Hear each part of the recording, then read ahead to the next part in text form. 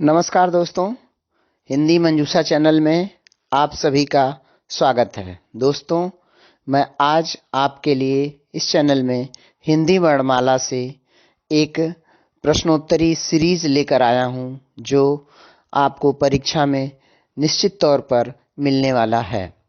खास करके उत्तर प्रदेश पुलिस की परीक्षा में ये सभी प्रश्न बहुत ही महत्वपूर्ण साबित होने वाले हैं। तो दोस्तों, आइए हम शुरू करते हैं आज की ये प्रश्नोत्तरी। तो दोस्तों देखिए, आज हमारा पहला प्रश्न है, एक से अधिक वर्णों के मेल को क्या कहते हैं। तो ये प्रश्न जो हमारा है कि एक से अधिक वर्णों के मेल को क्या कहते हैं। ठीक, इसका सही उत्तर है व्यंजन। क्या कहते हैं इसको हम कहते हैं व्यंजन।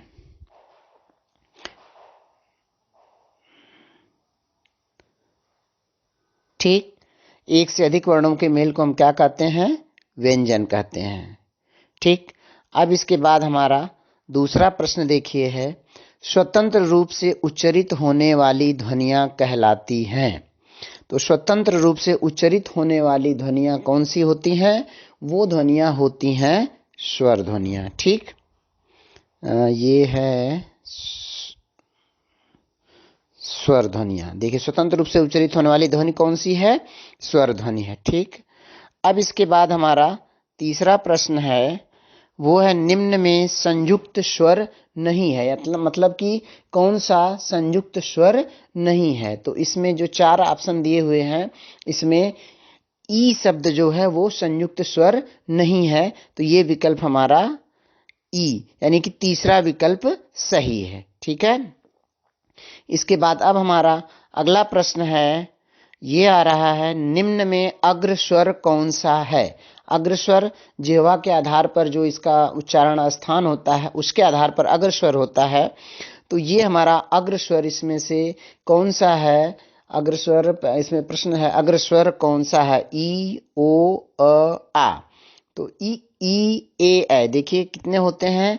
इसका जो सही उत्तर है वो है ई है। ए विकल्प में जो उत्तर होगा वो सही है। इसमें अग्र स्वर कौन कौन से होते हैं? ई है, ई ए ऐ। ठीक है, ए। ये जो है हमारे चार अक्षर जो हैं अग्र स्वर होते हैं, ई ए और ऐ। तो इसका सही उत्तर होगा ई। ठीक है, अब इसके बाद हमारा अगला प्रश्न है, यह है, निम्न में गुण स्वर कौन सा है। गुण स्वर कौन सा है? तो गुण संधि से जो शब्द बनते हैं वो दो स्वर हैं, ए और ओ, यानी हमारा विकल्प बी इसमें सही उत्तर है। यह है गुण स्वर ए ओ। इसके बाद अब हमारा अगला प्रश्न है, स्वर वर्ण ए ऐ का उच्चारण स्थान क्या है। क्या? स्वर वर्ण ए ऐ का उच्चारण स्थान क्या है? तो ये उच्चारण स्थान जो है कंठ तालव्य होता है। ठीक है, तो ये बी विकल्प जो है, इसमें दूसरा वाला ऑप्शन बी विकल्प वो सही है। अब इसके बाद हमारा अगला प्रश्न है, निम्न में काकल्य वर्ण कौन सा है। काकल्य वर्ण मतलब होता है कि जो कंठ से उच्चरित होने वाला वर्ण होता है, उसको हम क्या कहते हैं? काकल्य वर्ण कहते हैं। तो इसमें पहला ही ऑप्शन ए ऑप्शन है, ये वाला ऑप्शन इसमें सही है। काकल्य वर्ण कौन सा है? ह है। ठीक है, इसके बाद हमारा अगला प्रश्न है, अनुस्वार किसका कार्य करता है। यानी अनुस्वार जब हम किसी पर लगाते हैं तो वो कौन सा कार्य करता है। देखिए यहाँ पर दो बार टाइप हो गया है, में थोड़ी सी मिस्टेक हो गई है। अनुस्वार किसका कार्य करता है, यानी क्या काम करता है? विसर्ग का, चंद्रबिंदु का, पंचम वर्ण का और स्वर का। तो यहाँ पर अनुस्वार जो है पंचम वर्ण का कार्य करता है। ठीक, इसके बाद अब हमारा अगला प्रश्न है कि जब दो व्यंजन एक साथ मिलते हैं तो क्या कहलाते हैं। यानी जब दो व्यंजन एक साथ मिल गए तो वो क्या कहलाते हैं। तो यहाँ पर ऑप्शन हमारे पास है, संयुक्त व्यंजन, अल्प प्राण, महाप्राण और अंतस्थ व्यंजन। तो पहला अंतस्थ व्यंजन है, दूसरा अल्पप्राण, तीसरा महाप्राण और चौथा संयुक्त व्यंजन। तो दो व्यंजन एक साथ जब मिलते हैं तो वो क्या होता है, संयुक्त व्यंजन। तो इसमें डी वाला ऑप्शन सही है। ठीक, इसके बाद हमारा अगला प्रश्न है, निम्न में से कौन सा कथन असत्य है। और शब्द यहाँ पे फिर से गलत हो गया है। निम्न में कौन सा कथन क्या है, ये जो है ये नहीं रहना चाहिए। निम्न में कौन सा कथन असत्य है। ठीक है, तो अब हमें जो है ये बताना है। पहला है, सभी स्वर सघोष होते हैं। तो सभी स्वर सघोष होते हैं, ये कथन सत्य है। और सभी स्वर अल्प प्राण होते हैं, ये कथन भी सत्य है। अ एकमात्र ऐसा स्वर है जिसकी मात्रा नहीं लगती है। तो अ एकमात्र ऐसा स्वर है जिसकी मात्रा नहीं लगती है, ये भी सत्य कथन है, क्योंकि अ की कोई मात्रा नहीं होती है। बाकी सभी स्वर हैं जो उनकी मात्रा होती है, उनका एक संकेत होता है, एक सिंबल होता है, लेकिन अ का कोई सिंबल नहीं होता है। री का प्रयोग तद्भव शब्दों में होता है। तो ये वाला जो कथन है, ये वाला कथन जो है, ये कथन गलत है।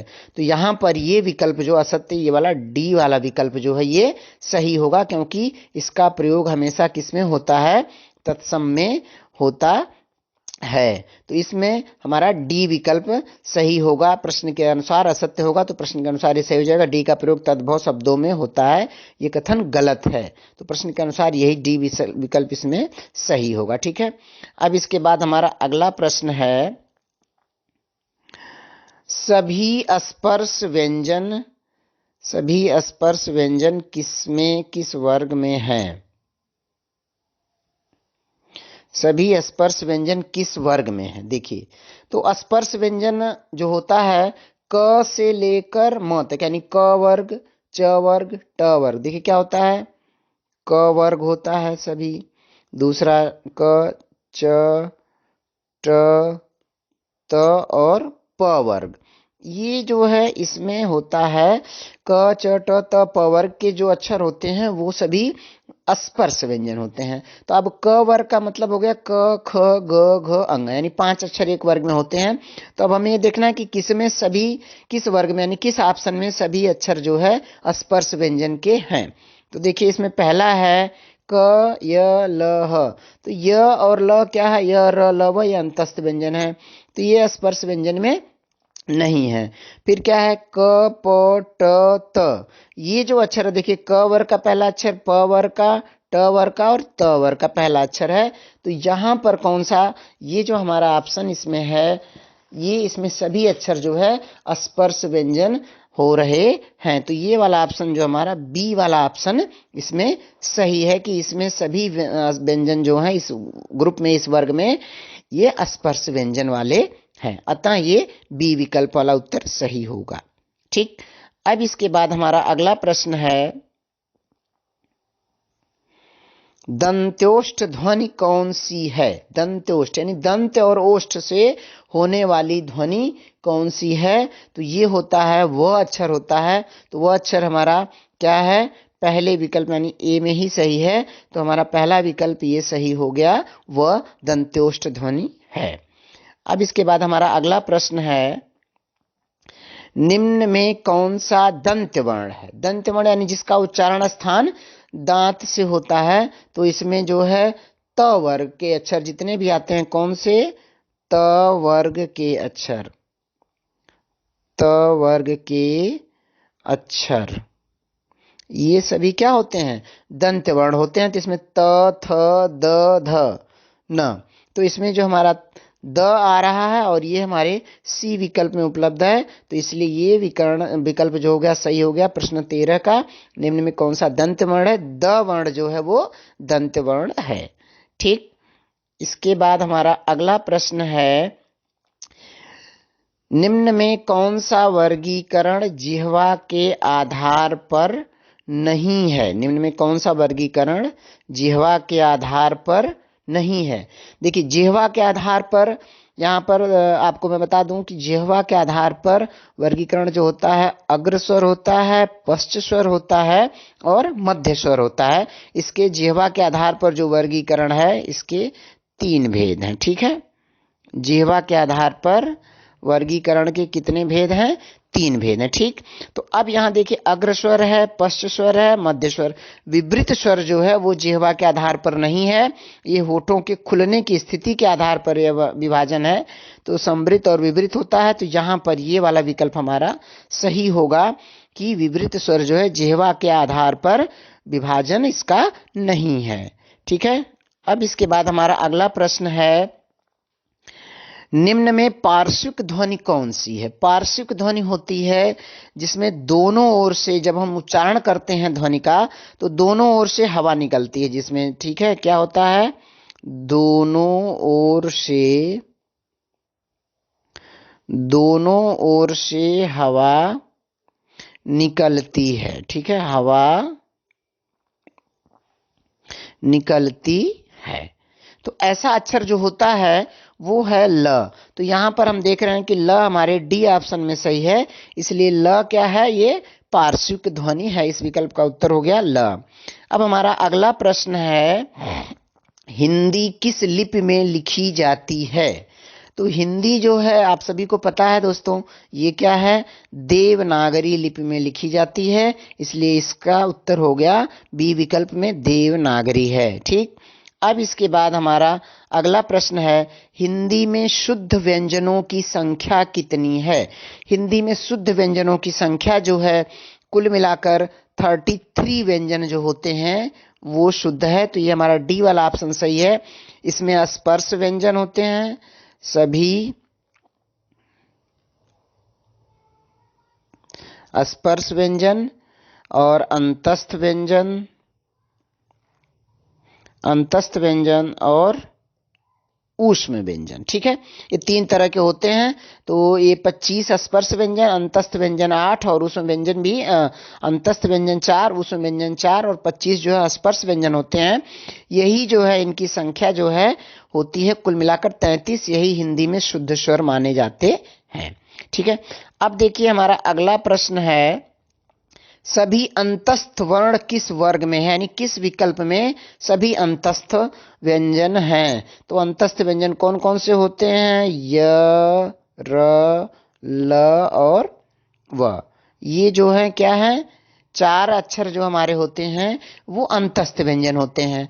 तो यहां पर हम देख रहे हैं कि हमारे सी विकल्प में य, र, ल, व है, अतः ये सी वाला उत्तर जो है हमारा सही होगा। ठीक है, अब इसके बाद हमारा अगला प्रश्न है, प्रकार शब्द का सही वर्ण विन्यास है। ये बहुत ही महत्वपूर्ण प्रश्न है दोस्तों, और ये परीक्षा में, यूपी पुलिस की परीक्षा में निश्चित तौर पे पूछा जाएगा एक प्रश्न कि वर्ण विन्यास क्या है। ठीक है, तो देखिए प्रकार शब्द में सबसे पहले हमें ये देखना है कि प और र, यहाँ 2 अक्षर जो मिले हुए लग रहे हैं उसमें कौन सा अक्षर क्या है? आधा है। तो यहां पर जो र नीचे लगा हुआ है, यानी पैर में जो र लगा हुआ है वो क्या है? यहाँ पूरा है।